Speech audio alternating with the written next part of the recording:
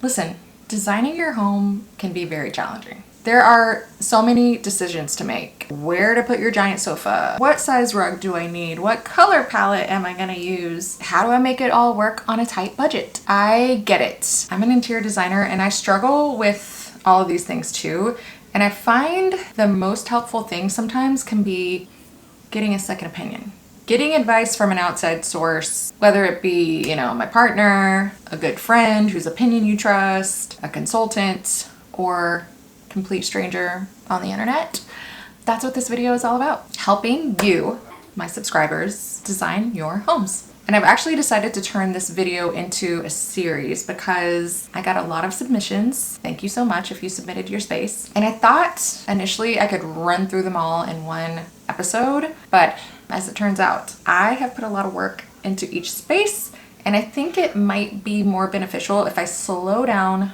This is metaphor for my life. If I slow down, explain the decisions I'm making in more detail, and hopefully that will help more people with their own design dilemmas. So this is the first episode in the series I'm calling How to Design Your Home.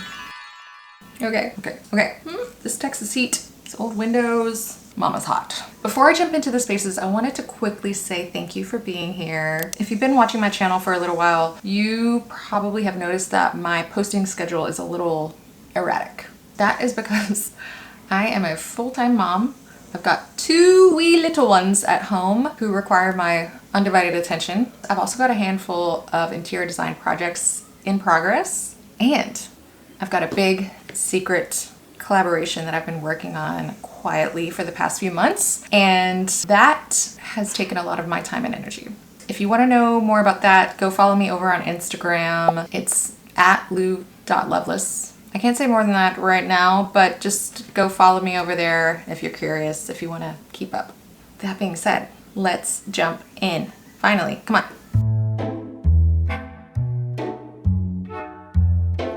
So the first space we're looking at today is from Allison. She just bought a beautiful Victorian home from the early 1900s in Rhode Island. Allison sent me the Zillow listing for this property, and so I'm using photographs from the Zillow photography. As you can see, they've staged it quite well. However, I'm assuming the owners took all of this furniture with them, so we are going to clear this space. Bye-bye. Allison gave me some really good notes as a jumping off point. She said that she wants the general vibe to be eclectic, sophisticated, bold, textured, and layered. Love those keywords. I think anytime I'm working with a client, I try to draw these kinds of things out of them. And it's great to just have some descriptive words for you as you're designing your home as a baseline. She also gave me some other notes. She mentioned mismatched armchairs. She's wondering where the hell does a TV go?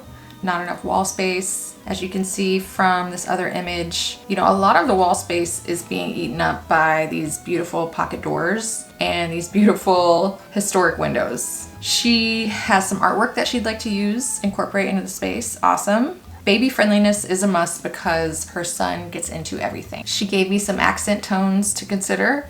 Deep teal, ochre, olive, warm walnut, terracotta maybe. This is just a gorgeous space. The floors are beautiful. The pocket doors, love. These existing sconces I think are really cool. So the bones and the framework for this space are already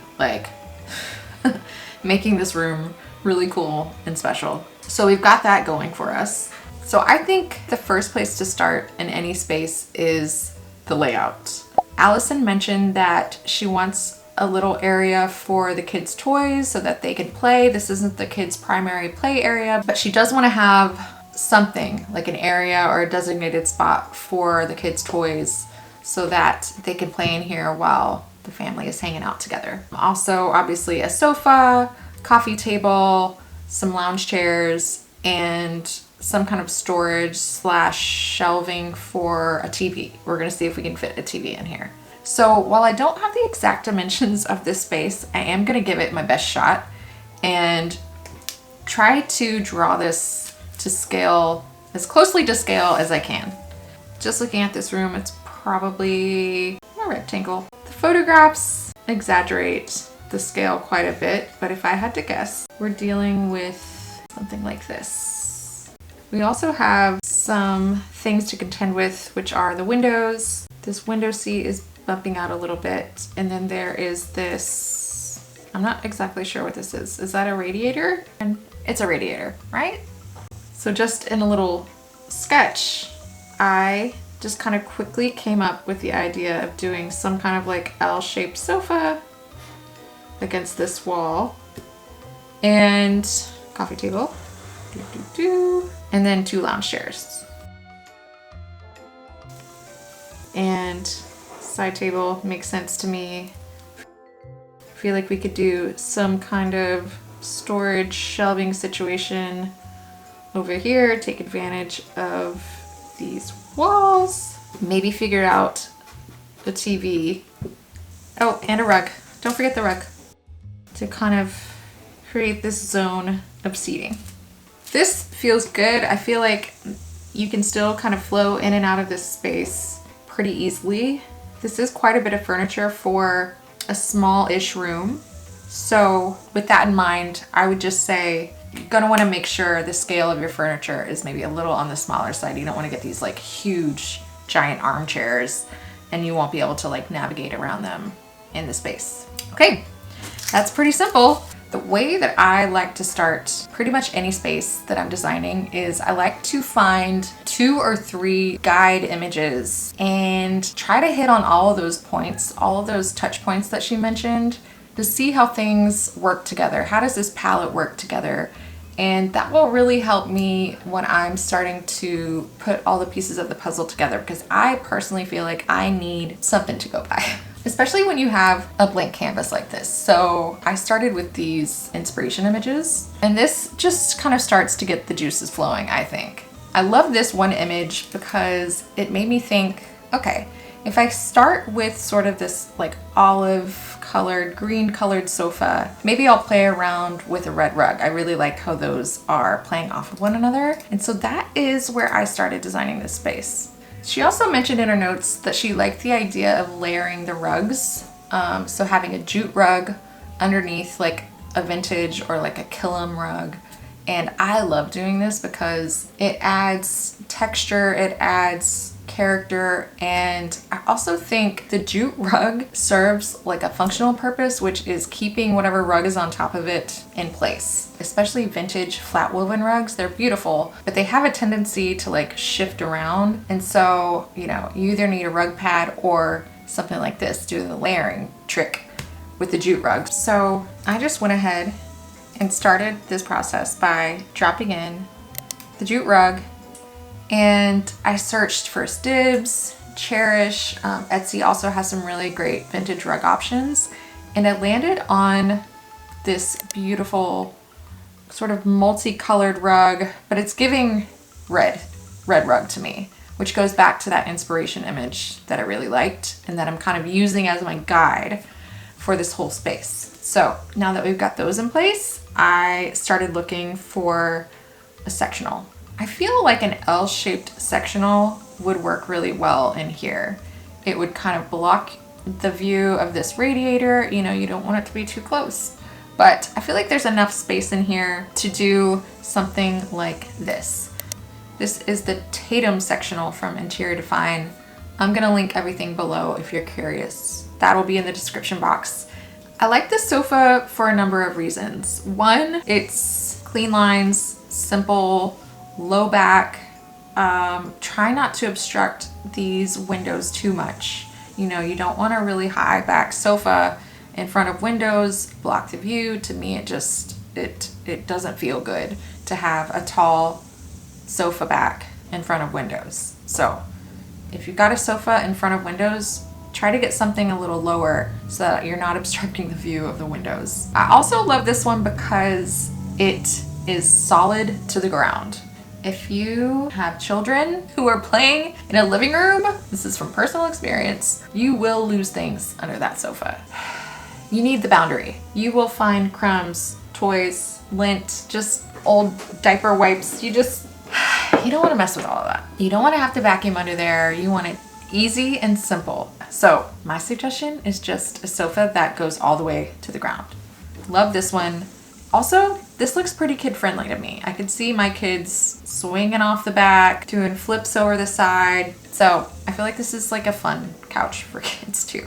This is also a performance velvet, which just means it can take more wear and tear than your average fabric. Paying attention to the fabric is always a good idea. Okay, so I feel like this is working really well together. For me, the next natural step is gonna be thinking about paint color.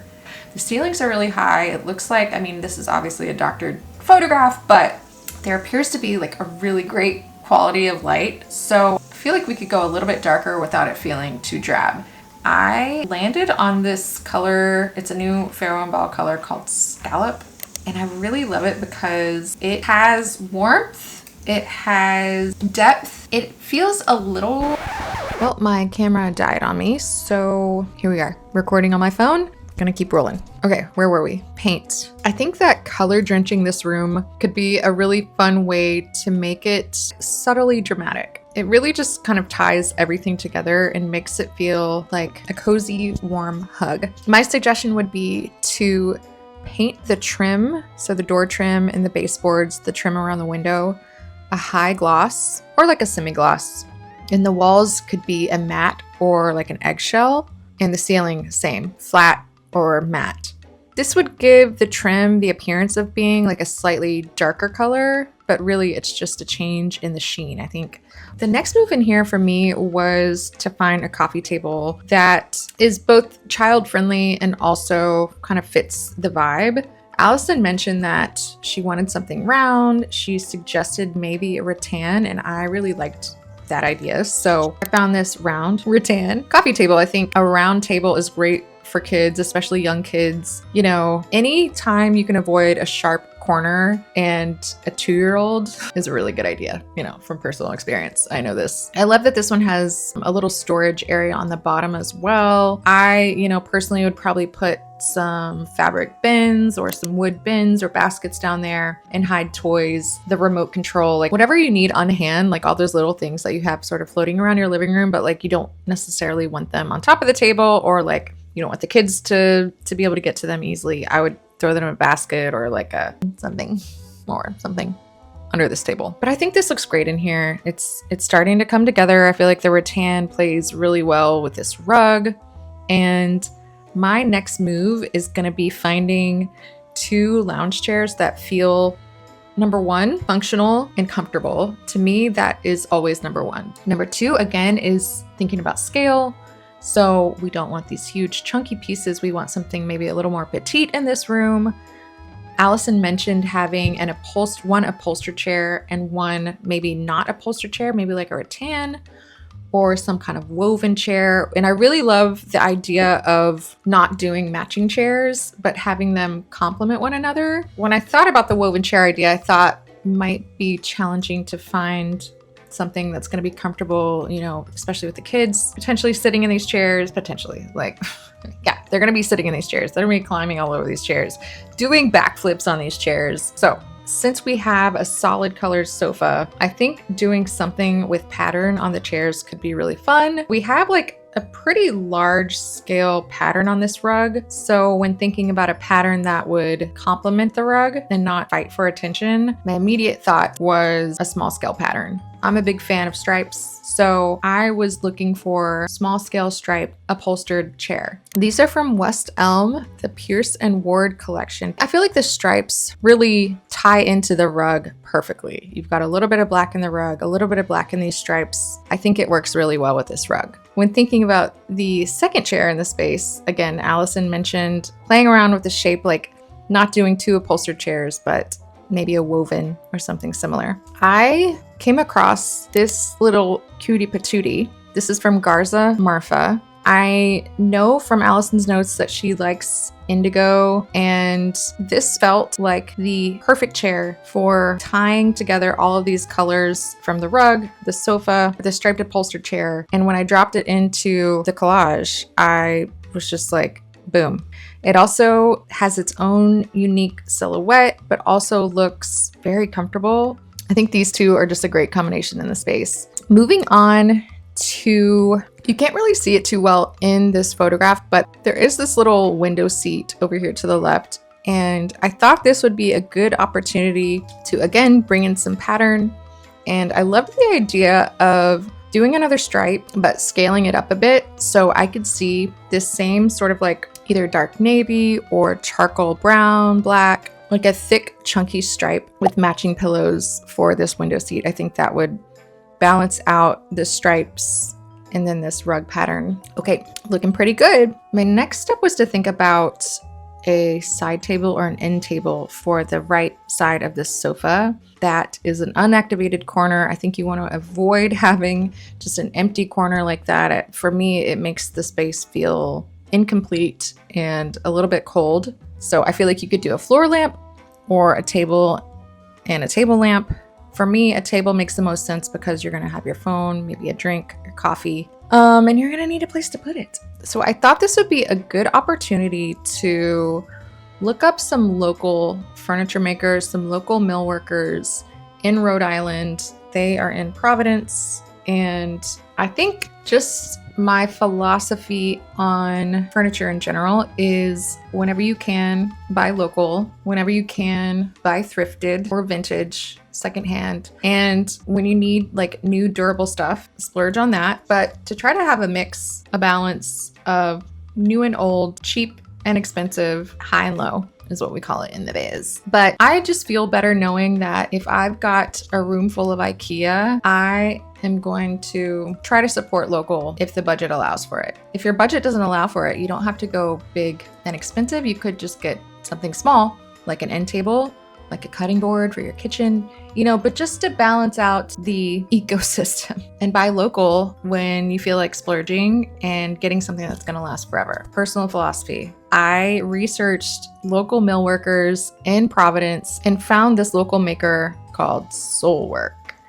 And I really loved these side tables. I thought this could be a fun way to add some shape into the space. And I think the light wood pairs well with the rest of what we got going on here. Pop in this kind of cobalt blue lamp. This is from Lawson Finning to kind of continue that funky shape from the table up to the lamp. I thought that was kind of a fun little sculptural moment, and pretty sure this is a ceramic lamp. So with little ones, you've got a wild one, then you are going to want to think about how to secure this lamp onto the table, or maybe you forgo the lamp and just stick with the sconce until your kids are a little older and more predictable. For the purposes of this video, I thought the lamp was a good placeholder. Okay, I feel like this is really coming together. I feel like our base is pretty good right now, so the rest is really just accessorizing. Allison's husband's grandfather is a painter, so they've got some of his wonderful paintings that I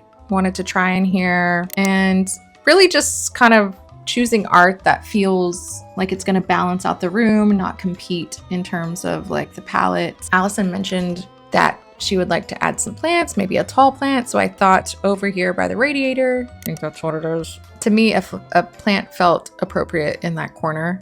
This sort of fills the room volumetrically, so that felt good there. For the windows, we could either go drapes or blinds or Roman shade. In this scenario where you've got this beautiful trim around these historic windows, I would not do curtains. I would not obstruct the view of this trim. It's really special, like contractor homes, newer homes, you really don't see this kind of detailed trim work. So I would celebrate that. I wouldn't hide it with curtains. I love curtains, but in this case, I would go Roman shade. I feel like we want some warmth on these windows, and so I dropped these bamboo shades in, and maybe these are rattan. I dropped these woven shades in, and they, to me, feel perfect. They bring that warmth from the coffee table up onto the windows. I feel like they're really functional, they're practical. This natural woven shade feels perfect. Moving on to pillows, one of my favorite ways to bring in color and like experiment in your space is with throw pillows. They are like such an affordable thing to rotate in and out, to experiment with. And I chose these pillows just to kind of bring in colors from the rug without being too matchy-matchy. In my mind, they tie everything together. Last thing I wanted to think about was the lighting in here on the ceiling. As it is now, they do not have any lighting, and I don't know that they want or plan to add lighting, but I figured I would suggest it because, you know, this is right off of the entry. I don't know if you can see the door to the right, but it is the second thing you see when you walk into the home. And I feel like it's just a great opportunity to have something that will provide some nice warmth in here. They don't have can lights. Is that right? Yeah. I'm pretty sure they don't have any overhead lighting in here. So something to just kind of bring in some warmth up there would be really cool. This would be a little extra step in their decorating process, but could be a fun way to add in some visual interest. This is a beautiful pendant from a shop in New Orleans. So I met Allison in grad school in New Orleans, and I know that New Orleans is really special to her. It's special to me. So I thought it would be cool to bring in like a little nod to New Orleans. This chandelier is from a shop called Soideau in New Orleans, and they partner with artisans and artists, and they have some just really freaking beautiful, unique light fixtures that I really haven't seen anywhere else. And this is another thing, like if you want like a special piece in your home, but you're on a budget, I would say cheap out on everything else and then splurge on that one item. Save your money, live without for a little bit, and splurge on that one item that's really gonna like pull your whole room together. Because I feel like a light like this would make this room feel so special. Go check that out if you're interested. It'll be linked below. Did I get everything? I think so. So when you put it all together, this is what you get. And to me, this feels pretty kid-friendly and hits all of the notes that Allison mentioned. I do want to turn to the opposite wall because this is an area, I didn't go too heavy on the design, but I did just want to give Allison some ideas for this area because I do feel like it's an opportunity for storage and display. And then it also like an area where the kids' toys could be hidden. They could pull them out while they're in the space and then like easily put them back at the end of the day. Or if they have company, or, you know, you get the point. So just looking at this wall, I would do some kind of corner cabinet situation. This is probably like waist high. I feel like you could do like a cheap like IKEA hack.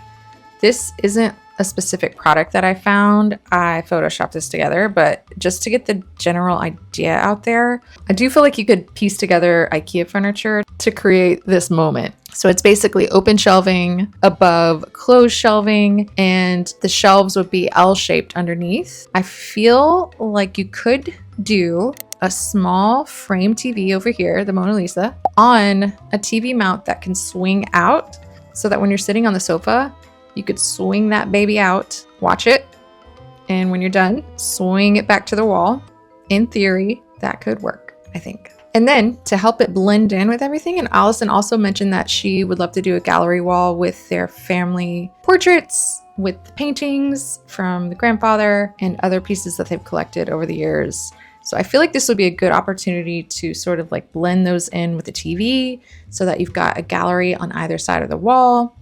And then you also have some like sweet display cases or like a sweet moment to display collectibles, things out of reach for the kids. And then you could do like kid-friendly stuff in these cabinets below or put child locks on them and they'd be safe down there. And then just for a little extra something, I am proposing painting that dining room this green color. This is where I've landed with this space. To me, it feels like it hits all the notes that Allison was hoping to hit. It is pretty child-friendly, I think. Make sure you get those performance fabrics on your furniture. Make sure there's no sharp corners. You're not gonna have a glass table. To me, this feels sophisticated, bold, and colorful without being too in your face. So that's where I'm gonna leave it. Well, it looks like I forgot to film an outro. So here in my kitchen, editing this video, and I just want to say thank you so much, Allison, for sharing your space with us today. I'm looking forward to the next one. I'm not gonna say whose space it is, so you'll just have to watch and find out. Thanks so much for watching, and I'll see y'all on the next one, hopefully soon. Bye.